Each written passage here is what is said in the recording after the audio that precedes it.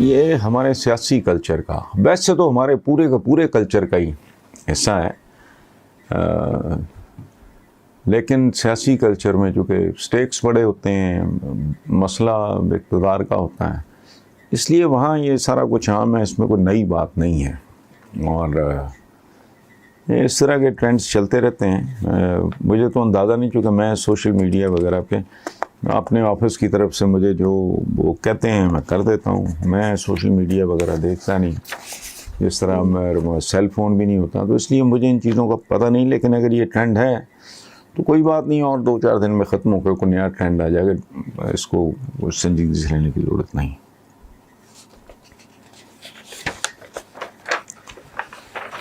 یہ سوال ہے، علی شکیل ہیں اسلام آباد سے،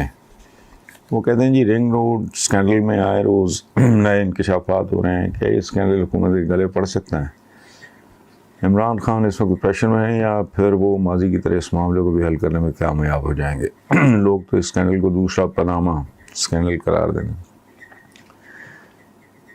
وہ کہتے ہیں جی ایک بڑا مشہور مصرع ہے، خلقت شعر تو کہنے کو فسانے مانگے،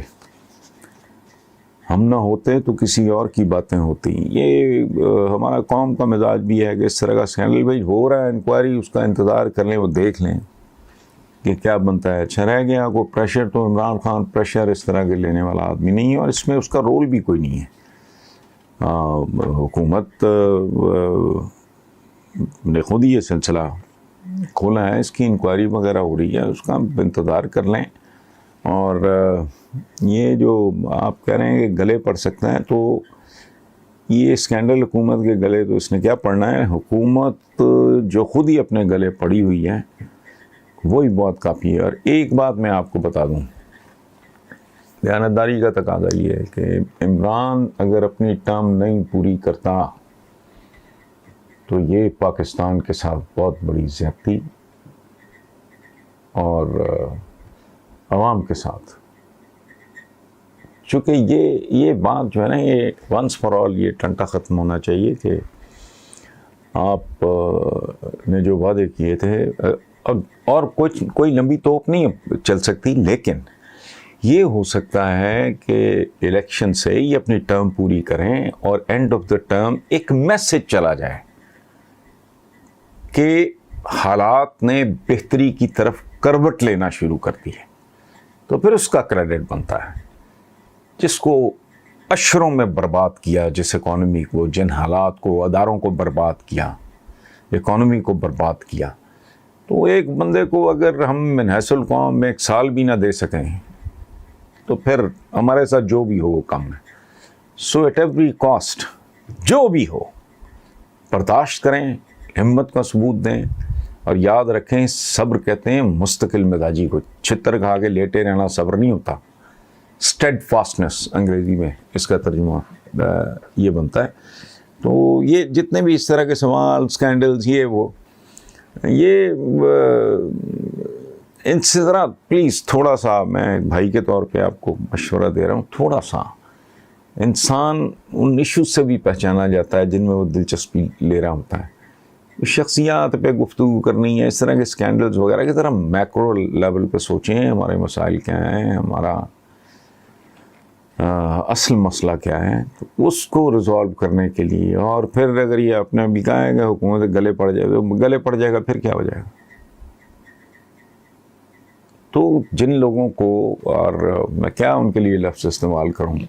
آپ نے اتنی بار آزمایا ہے تو ایک ٹرم پوری کرنے دیں، اینڈ آف دا ٹرم میں یہ نہیں کہہ رہا کہ کوئی بڑی توپ چل جائے گی، لیکن مجھے اس بات کا یقین ہے کہ عمران کی ٹرم مکمل ہونے کے آخر پہ ایک میسج ضرور چلا جائے گا، میرا خیال ہے، اللہ کرے ایسا ہو کہ لوگوں کو اگر یہ فیلنگ آ جائے نا کہ بھئی کام چل پڑا ہے، حالات بہتری کی طرف جا رہے ہیں، تو پھر وہی ملک کے لیے بہتر ہوگا۔ اس کا عنوان میں نے رکھا ہے نام لینے میں احتیاط کرو۔ چشم بدور حکومت بچوں کو عربی پڑھانے چلی ہے تو بندہ سوچتا ہے کہ صدیوں سے جن کی مادری زبان ہی عربی ہے وہ کہاں کھڑے ہیں، اور آج بین الاقوامی برادری میں ان کی حیثیت کیا ہے۔ بندہ پرور، زبان تو ایک میڈیم ہے، اصل کہانی تو اعمال سے شروع ہو کے اعمال پر ختم ہوتی ہے، اور دوسری طرف عربی زبان عربی زبان رٹانے والے تو ٹھیک، عربی پڑھانے والے آئیں گے کہاں سے؟ سستی شہرت کے ان سرکاری شوقینوں کو علم بھی ہے کہ یہ زبان ہے کیا۔ ان نابغوں میں سے کتنے لوگ، ان سرکاری کلرکوں میں سے کتنے لوگ جانتے ہیں کہ عربی زبان میں شہد کے لیے 80 الفاظ، سانپ کے لیے 200، شیر کے لیے 500 الفاظ، تلوار کے لیے 1000 الفاظ اور اونٹ کے لیے 5744 الفاظ موجود تھے، جبکہ ہندی یورپی یعنی انڈو یورپین زبانوں میں جس قدر الفاظ مربج ہیں، ان کے تصوراتی مشتقات یعنی کہ روٹ کانسیپٹس کی تعداد زیادہ سے زیادہ 121 تک پہنچی ہے۔ اور تو اور جس زمانے میں سنسکرت ایک زندہ زبان تھی اور سورج آگ کو دیوتا مانا جاتا تھا، اس زمانے میں زبان میں سورج کے لیے کل 37 الفاظ تھے اور آگ کے لیے 35۔ یہ جاننا بھی شاید باعث حیرت ہو کہ قرآن کریم نثر کی سب سے پہلی کتاب ہے جو زبان میں لکھی گئی۔ لیکن فی الوقت میرا فوکس اس بات پہ ہے کہ ساری شان زبان کو پڑھانے کا حق ادا کرنے والے لوگ لاؤ گے کہاں سے؟ ٹوپی ڈرامہ کرنا ہے تو شوق سے کرو۔ دوسری طرف میں اپنا ایک ذاتی تجربہ قارئین کے ساتھ شیئر کرتا ہوں۔ میرے بچے، بیٹی محمدہ، بیٹا حاتم اور ہاشم، بچپن سے آج تک جن حافظ قرآن قاری صاحب سے قرآن کریم پڑھ رہے ہیں وہ ہمارے گھر کا ریگولر فیچر بن چکے ہیں، وہ قاری صاحب، جبکہ بچے ماشاءاللہ یونیورسٹی کالج تک پہنچ چکے ہیں۔ کچھ عرصہ پہلے جب میں نے قاری صاحب کو بتایا کہ اردو ترجمہ بار بار پڑھنے پڑھانے کے بعد اب میں بچوں کو انگریزی تراجم بھی پڑھاؤں گا، قرآن پاک کا انگریزی مختلف قسم کے تراجم پڑھاؤں گا، تو قاری صاحب نے ذرا برا سا منہ بنایا، تو میں نے بات بدلنے کے لیے یملا بن کر عربی کے چند روزمرہ استعمال ہونے والے الفاظ کے معنی پوچھے۔ مثلا صبر کیا ہے؟ احسان کسے کہتے ہیں؟ امیر المومنین والا جو امیر ہے اس کا کیا مطلب ہے؟ شریعت کیا ہے؟ خمر کسے کہتے ہیں؟ زکوٰۃ کا لغوی مطلب کیا ہے؟ حافظ قرآن قاری صاحب کو چالو قسم کے غلط و لام معنی کے سوا کچھ بھی معلوم نہ تھا، جس میں ان کا قطعاً کوئی قصور نہیں، کیونکہ ہماری علمی فضا میں بھی اتنی ہی آلودگی ہے جتنی باقی قسم کی فضاؤں میں پائی جاتی ہے۔ ہماری تجارت گندی، آلودہ، ہماری سیاست گندی، آلودہ، ہماری نوکرشاہی گندی، آلودہ، ہمارا اچھا خیر، اپنے ارد گرد دیکھیں، لا علمی کی انتہاؤں پہ شرم بھی آتی ہے، دکھ بھی ہوتا ہے، لیکن آدمی کیا کرے؟ کہاں جائے؟ کس دیوار سے سر ٹکرائے کہ ہر پڑھا لکھا اللہ پاک کے 99 صفاتی نام و اسماء الحسنہ سے واقف ہے جو قرآن کریم میں بھی موجود ہیں۔ کون نہیں جانتا کہ الرحمن کا مطلب ہے بے پایاں رحم کرنے والا، اللہ پاک کا صفاتی نام، الرحیم بڑا ہی رحم کرنے والا، الملکو تمام کائناتوں کا واحد مالک، القدوس غلطیوں اور عیوب سے پاک اور نقائص سے مبرہ، السلام امن و سلامتی کا سرچشمہ، المومن آفات و عذاب سے امن و امان میں رکھنے والا، العزیز بڑے اقتدار والا، الجبار زبردست غلبہ رکھنے والا، الخالق وجود بخشنے پیدا کرنے والا، الباری ہر شے کو عدم سے وجود میں لانے والا، الغفار بڑا درگزر کرنے والا، الوہاب بے غرض بخشش اور سخاوت کرنے والا، الرزاق حاجت روا، العلیم ہر بات کا علم رکھنے والا،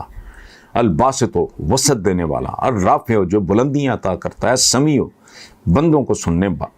سننے والا، الغفور بڑا بخشش کرنے والا، الحفیظ سب کا محافظ حفاظت کرنے والا، المجید بڑی بزرگی والا، القوی بڑی طاقت و قوت والا۔ اللہ رب العزت کے مبارک ناموں میں سے کچھ ہیں، لیکن ذرا حال ملاحظہ فرمائیں کہ لا علمی، بے خبری، جہالت کے کو ہمالیہ پہ براجمان اسلامی معاشرہ میں چلن کیا ہے؟ اللہ معاف فرمائے، عبد الرحمن کو رحمان کہہ کے بلاتے ہیں، عبد الرحیم کو رحیم، عبد القدوس کو قدوس، عبد العزیز کو عزیز، عبد الجبار کو جبار، عبد الخالق کو خالق، عبد الحمید کو حمید، عبد الغفار کو غفار، عبد الرزاق کو رزاق، عبد الرافع کو رافع، عبد القوی کو قوی کہہ کے پکارا جاتا ہے۔ لیکن ذرا غور کریں، عبداللہ کو پورا نام لے کر بلاتے ہیں، کیونکہ ہر کوئی جانتا ہے کہ جسے پکارا جا رہا ہے وہ اللہ کا محض ایک عبد ہے، نعوذ باللہ اللہ نہیں ہے، باقی تمام ناموں کے ساتھ۔ اچھا،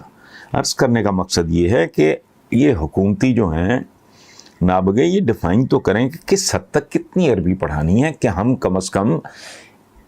اس طرح کی جہالت سے نجات پالیں۔ باقی عربی زبان سیکھنا یہ کسی کے بس کی بات نہیں، یہاں تو کوئی بندہ پوری زندگی وقف کر دے پھر بھی وہ عبور حاصل نہیں کر سکے گا، یہ زبان ہی ایسی ہے۔ اچھا،